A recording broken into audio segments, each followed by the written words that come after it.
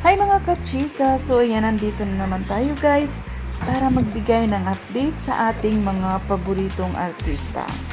So for today's video, ayan, usap-usapan kasi ngayon sa social media itong si Laika kasi nga ni-reveal niya ang kanyang boyfriend. Sa akin naman, tama lang naman kasi nga 18 na siya. So ang ginawa ni Laika, hinintay niya muna mag-18 siya bago niya ni-reveal, which is correct. Kasi nga ito yung mga time na pwede na siyang mamili, pwede na siyang magdesisyon ng sarili niya, pwede na siyang gumawa sa mga bagay na gusto niya kasi nga 18 na siya. Isa pa guys, lahat naman tayo, dumaan tayo sa ganyang edad, lahat tayo naka-experience ng ganyan. Siyempre, mas masarap kaya pag naka-experience ka ng mga ganyan kasi yung kabataan mo, hindi mo na yan maibalik kapag tumanda ka na, hindi mo na yan maibalik. So, yung naramdaman ni Laika ngayon,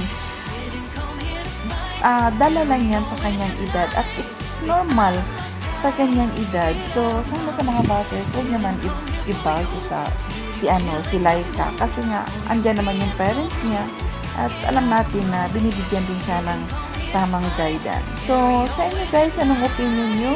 Comments down below and thank you for watching. See you around. Bye!